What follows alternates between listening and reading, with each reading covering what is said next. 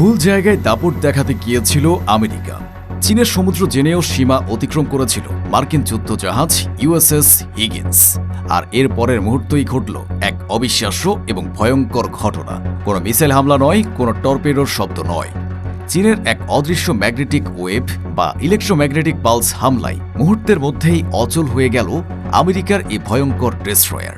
জাহাজের বিদ্যুৎ ব্যবস্থা সম্পূর্ণ বিকল, প্রোপালশন সিস্টেম চিরতরে বন্ধ। ঘণ্টার পর ঘণ্টা উত্তাল সমুদ্রে একটি টিনের কৌটার মতো ভাসতে থাকল বিলিয়ন ডলারের এই যুদ্ধ জাহাজ। পেন্টাগন যখন এ চূড়ান্ত অপমানকে একটি সাধারণ বৈদ্যুতিক ত্রুটি বলে ঢাকার মরিয়া চেষ্টা করছে, তখন ভেতরের খবর বলছে এটি ছিল চীনের এক নীরব, শীতল এবং ভয়ঙ্কর শক্তির প্রদর্শন। কি এই ভয়ঙ্কর ম্যাগনেটিক ওয়েভ বা ইএমপি অস্ত্র, যা কোনো বিস্ফোরক ছাড়াই একটি পুরো মার্কিন যুদ্ধজাহাজের ইলেকট্রনিক সিস্টেমকে ধ্বংস করে দিল? চীনের পিপলস লিবারেশন আর্মি কেন যুদ্ধ ছাড়াই আমেরিকার উপর এমন আক্রমণ চালালো? চীনা হামলায় আক্রান্ত মার্কিন জাহাজ কেন ঘণ্টার পর ঘণ্টা সমুদ্রের টিনের কৌটার মতো ভাসতে বাধ্য হল?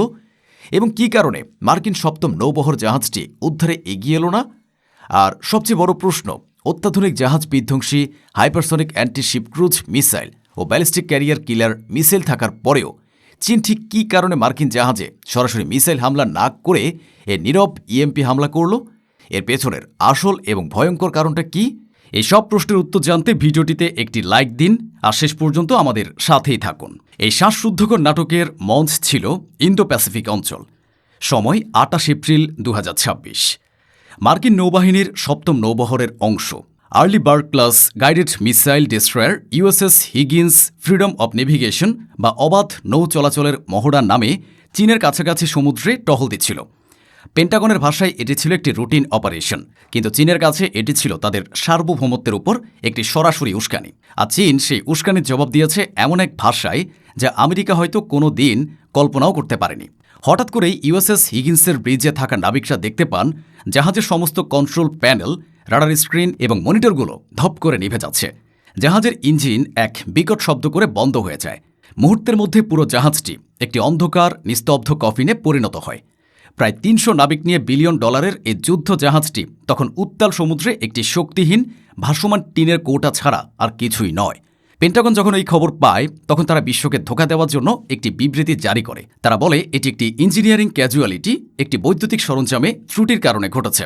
কিন্তু চীনের গ্লোবাল টাইমস এবং রাশিয়ার স্পুটনিকের মতো সংবাদ মাধ্যমগুলো পেন্টাগনের এই দাবিকে ইতিহাসের সবচেয়ে নির্লজ্জ মিথ্যাচার বলে আখ্যায়িত করে। তারা প্রশ্ন তোলে, একটি সাধারণ বৈদ্যুতিক ত্রুটিতে একটি আধুনিক ডেস্ট্রয়ারের ব্যাকআপ জেনারেটর সহ পুরো পাওয়ার এবং প্রোপালশন সিস্টেম একসাথে কিভাবে বন্ধ হয়ে যায়? এটি একটি ক্লাসিক ইএমপি বা ইলেকট্রোম্যাগনেটিক পালস হামলার সুস্পষ্ট লক্ষণ। আর সবচেয়ে বড় প্রমাণ হলো এই ঘটনার পর সপ্তম নৌবহরের অন্যান্য জাহাজগুলো কেন উদ্ধারে এগিয়ে আসেনি? কারণ তারাও একই অদৃশ্য হামলার ভয়ে ছিল। তারা জানত ইউএসএস হিগিন্সের কাছাকাছি যাওয়া মানেই নিজেদেরকেও একই পরিণতির দিকে ঠেলে দেওয়া। তারা অসহায়ভাবে দূর থেকে নিজেদের সঙ্গীর এই চরম অপমানজনক পরিণতি দেখতে বাধ্য হয়েছে। তাহলে কি এই ভয়ঙ্কর ম্যাগনেটিক ওয়েভ বা ইএমপি অস্ত্র? ইলেকট্রোম্যাগনেটিক পালস হল একটি তীব্র এবং বিধ্বংসী শক্তি তরঙ্গ, যা একটি নির্দিষ্ট এলাকার সমস্ত ইলেকট্রনিক সার্কিটকে মুহূর্তের মধ্যে পুড়িয়ে দিতে বা স্থায়ীভাবে অকার্যকর করে দিতে পারে। এটি কোনো ভৌত আঘাত করে না, কিন্তু শত্রু সবচেয়ে বড় শক্তি তার প্রযুক্তিকে ধ্বংস করে দেয়। এতদিন পর্যন্ত বড় আকারের ইএমপি হামলা শুধু পারমাণবিক বোমার বায়ুমণ্ডলীয় বিস্ফোরণের মাধ্যমেই সম্ভব বলে মনে করা হতো। কিন্তু চীন গত 1 দশক ধরে গোপনে নন নিউক্লিয়ার বা প্রচলিত ইএমপি জেনারেটর তৈরি করার জন্য বিলিয়ন বিলিয়ন ডলার বিনিয়োগ করেছে। সামরিক বিশ্লেষকদের মতে চীনের কাছে এখন এমন এক প্রযুক্তি রয়েছে যা দিয়ে তারা একটি জাহাজ, বিমান, সাবমেরিন বা এমনকি স্যাটেলাইট থেকেও একটি নির্দিষ্ট লক্ষ্যের দিকে শক্তিশালী এবং নির্দেশিত ইএমপি রশ্মি নিক্ষেপ করতে পারে। ধারণা করা হচ্ছে ইউএসএস হিগিন্স যখন চীনের নির্ধারিত রেড লাইন অতিক্রম করে তখন কাছাকাছি থাকা একটি চীনা বৈজ্ঞানিক গবেষণা জাহাজ বা একটি টাইপ 093 ক্লাস নিউক্লিয়ার সাবমেরিন থেকে এই নীরব হামলাটি চালানো হয়। কোনো শব্দ নেই, কোনো আগুন নেই, কোনো বিস্ফোরণ নেই, শুধু এক মুহূর্তে সব অন্ধকার। এটি একবিংশ শতাব্দীর সবচেয়ে ভয়ঙ্কর সাইলেন্ট কিলার। কিন্তু এখন মূল রহস্যে আসা যাক। চীনের হাতে রয়েছে বিশ্বের সবচেয়ে ভয়ঙ্কর সব জাহাজ বিধ্বংসী অস্ত্র। তাদের আছে DF-21D ক্যারিয়ার কিলার ব্যালিস্টিক মিসাইল, যা 1500 কিলোমিটার দূর থেকে একটি চলমান এয়ারক্রাফট ক্যারিয়ারকে ধ্বংস করে দিতে পারে। তাদের আছে YJ-21 hypersonic antiship cruise missile, যা শব্দের চেয়ে 10 গুণ বেশি গতিতে ছুটে আসে। এত সব বিধ্বংসী অস্ত্র থাকা সত্ত্বেও চীন কেন ইউএসএস হিগিন্সকে সরাসরি ডুবিয়ে না দিয়ে এ নীরব ইএমপি হামলা করল? এর পেছনে লুকিয়ে আছে চীনের ভয়ঙ্কর এবং শীতল মস্তিষ্কের 3টি কৌশলগত কারণ। প্রথম এবং সবচেয়ে বড় কারণ হল যুদ্ধ এড়িয়ে চূড়ান্ত বার্তা দেওয়া, যা সামরিক পরিভাষায় প্লসিবল ডিনিউবিলিটি নামে পরিচিত। চীন যদি এই মিসাইল দিয়ে জাহাজটি ডুবিয়ে দিত এবং তাতে যদি একজনও মার্কিন নাবিকের মৃত্যু হতো, তবে সেটি হতো আমেরিকার বিরুদ্ধে সরাসরি একটি অ্যাক্ট অফ ওয়ার বা যুদ্ধ ঘোষণা সামিল। এর জবাবে আমেরিকাও হয়তো পাল্টা পারমাণবিক হামলা চালানোর সিদ্ধান্ত নিত।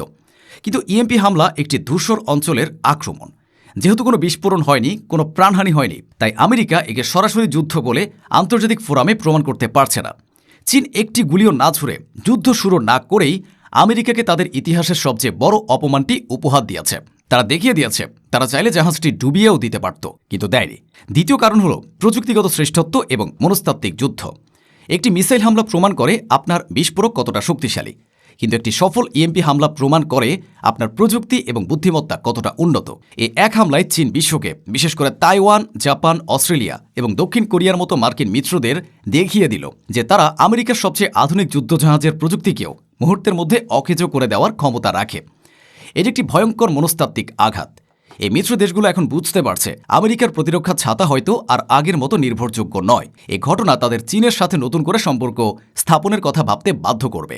আর তৃতীয় কারণটি হল প্রাইসলেস বা অমূল্য গোয়েন্দা তথ্য সংগ্রহ। এই হামলার পর চীন হয়তো তাদের স্যাটেলাইট এবং অন্যান্য নজরদারি ব্যবস্থা দিয়ে ঘণ্টার পর ঘণ্টা ধরে পর্যবেক্ষণ করেছে মার্কিন নৌবাহিনী কিভাবে এই ধরনের অচল অবস্থার প্রতিক্রিয়া জানায়, তাদের ইমার্জেন্সি প্রোটোকল কি, তারা কিভাবে পুনরায় শক্তি সঞ্চার করার চেষ্টা করে, তাদের ব্যাকআপ সিস্টেমগুলো কতটা কার্যকর। এই পুরো প্রক্রিয়াটি চীনের পিপলস লিবারেশন আর্মির জন্য ছিল একটি লাইভ ব্যাটল ড্যামেজ অ্যাসেসমেন্ট।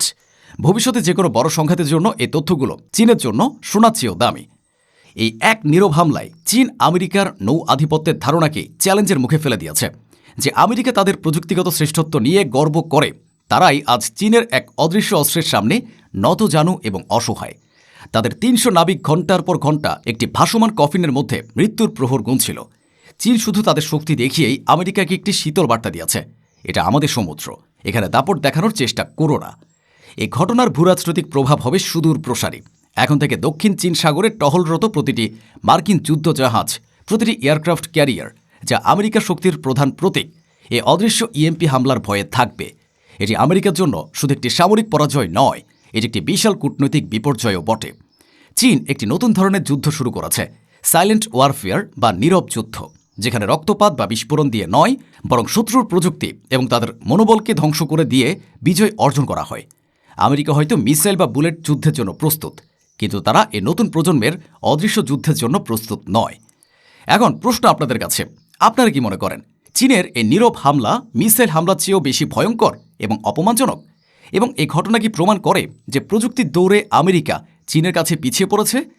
কমেন্টে আপনার মূল্যবান মতামত জানান, কারণ এই নীরব যুদ্ধের ফলাফলে নির্ধারণ করবে একবিংশ শতাব্দীর নতুন সুপার পাওয়ার কে হবে।